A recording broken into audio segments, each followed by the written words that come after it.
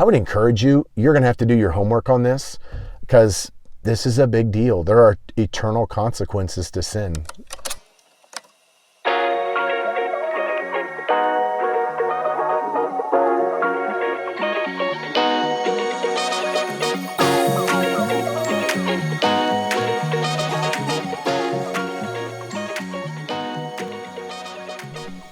Well, I'm recording in my car on this episode. I'm out west and I actually pulled into New Mexico, and I'm just a little ways from the place where I'm going to be staying, but I wanted to do a video. And so I'm going to be recording some from outside my car, outside my studio, and it'll be in my car, it'll be in a motel room, it'll be somewhere. But so it's not going to be as pretty as my studio, but the content is as always my heart, and I'm hoping it's good. So I want to share with you a little bit today, and what we're really dealing with is, it's something I'm finding that's crazy more prevalent. Like, how I was thinking about talking about it is, I talked about this a couple years ago, that I felt it in my spirit and was seeing it as I traveled, that we're just in a different season. After 2020, it's like the world changed. Like, you could feel it. And there was a lot of people talking about it. Yet there was some that was like, no, everything's still the same. And,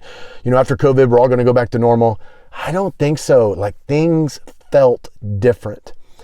And when we're talking about loving versus enabling, or loving versus affirming, I think is what we're calling this.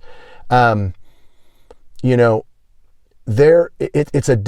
things that we're facing in the church today that we didn't face 10 or 15 years ago. I want to say 20 years ago, but 10 or 15, we didn't even face it.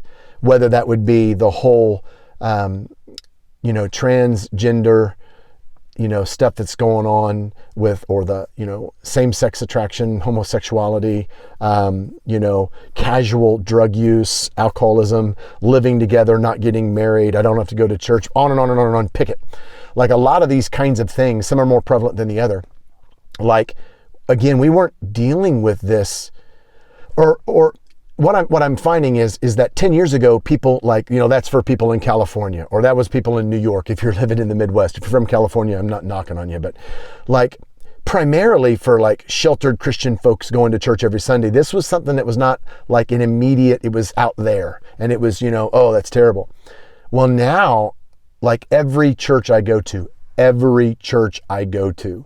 this is someone's son going through something. It's someone's daughter. It's someone's niece or nephew, that's come out, or that is, Dad, you're old fashioned, or my professor says this, or whatever.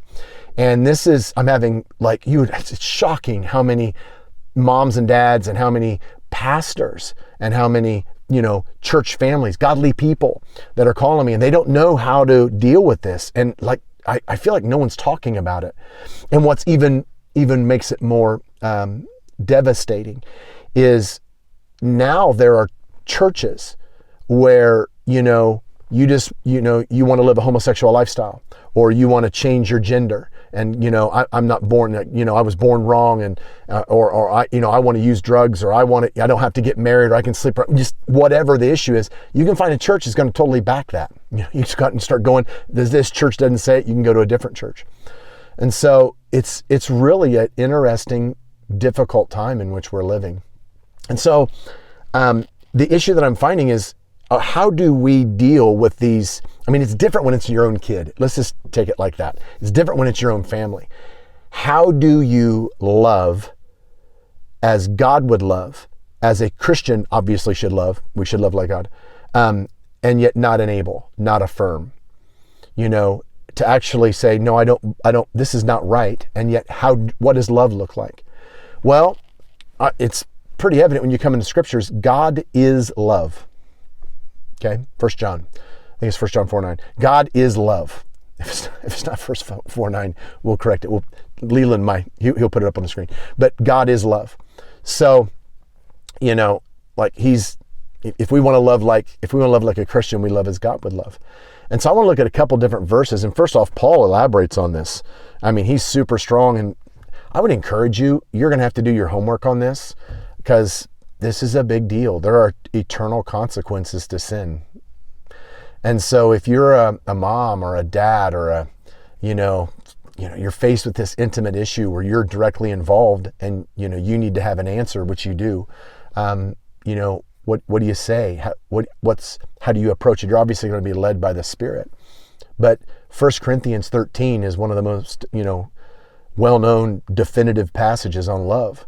And Paul it's right sandwiched in the middle of the gifts of the Spirit and being used by God and prophecy and preaching. And he talks about tongues, he talks about miracles, all this phenomenal stuff.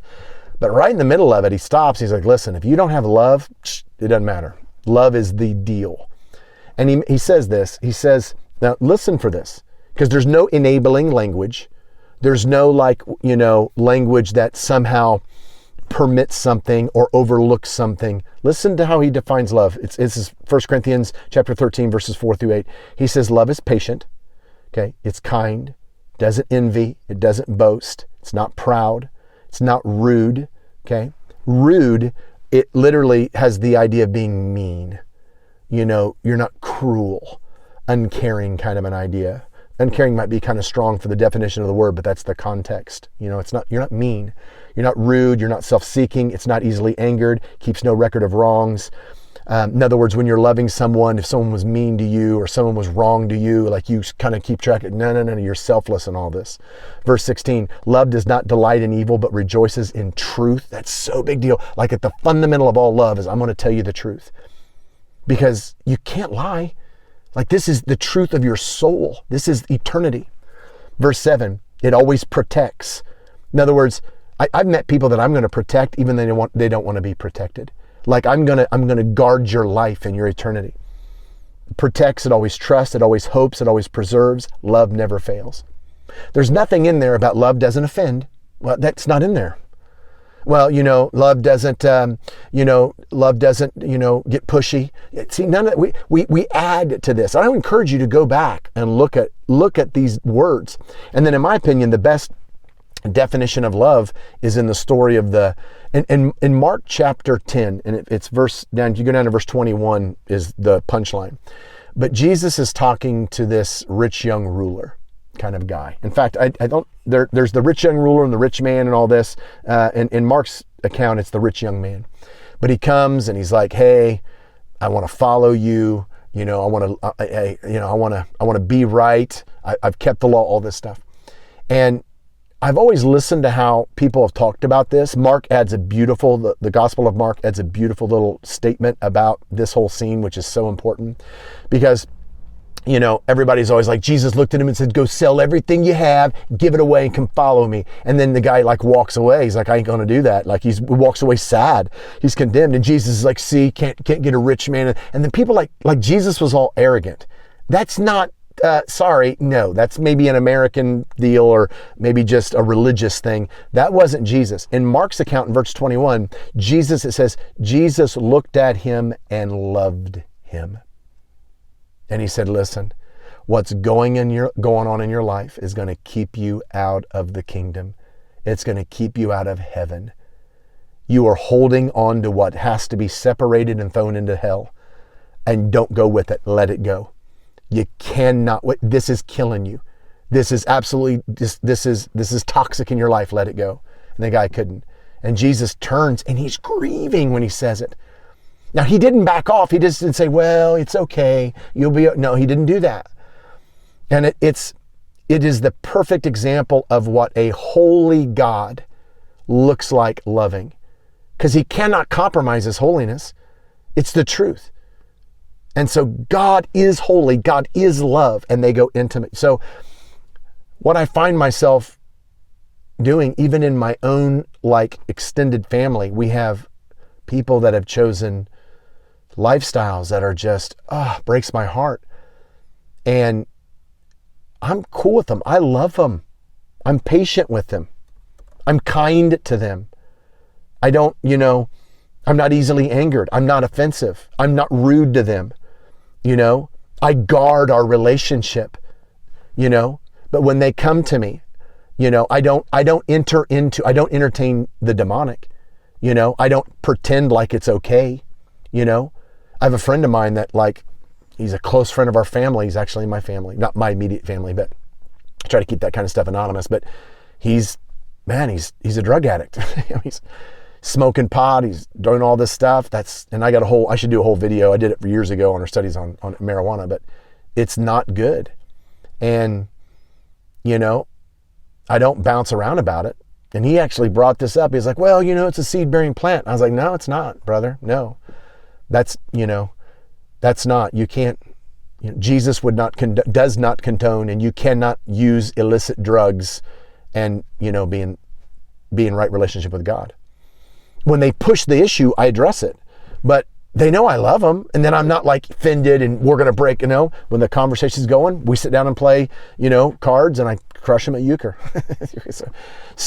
But we're in this day and age, and it's very difficult because how does a dad deal with family, especially in the holidays when you're forced to live together and you've got, your daughter bringing her girlfriend, or your son bringing his boyfriend, or you've got, a son that comes in and he's totally anti-Jesus now because of whatever, or he's got all these philosophies, or it goes on and on and on. How do you maintain what you believe, and yet love? Not affirm, not enable, but love. You're going to need to be guided by the Holy Spirit. You cannot compromise. You cannot flirt with language that's going to give permission to live, in ungodliness, as if I'm okay with it. And honestly, I think you end up earning respect because as hypersensitive as you are, they are as well. So it's awkward. They're not willing to give. You're not willing to give. Agree to disagree if you have to, but I'm not going to agree on points. So I want to do several videos on this because I'm finding I go to churches and it's not because pastors don't know what they're doing or whatever. This is hard. Like, this is really, really, really hard.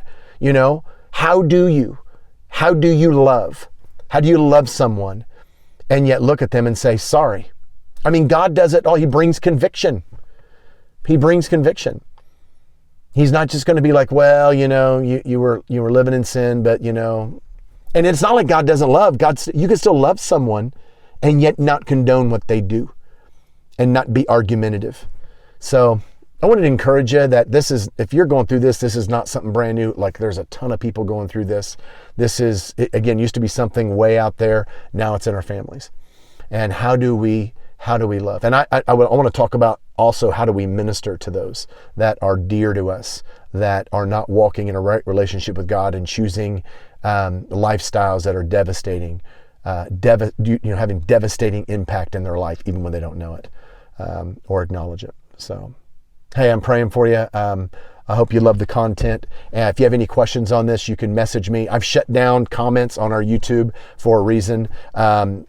First off, most, like 99% of the comments are just not even from people who follow us. They're just from like people that are, it's bad. It's like the Wild West out there. So if you have some interesting statements or comments and you would like to, you have something you want to talk about or a specific question for me, hey, you can contact me. Anybody who's watching these pretty much knows me. Go to my website and you can message me from there.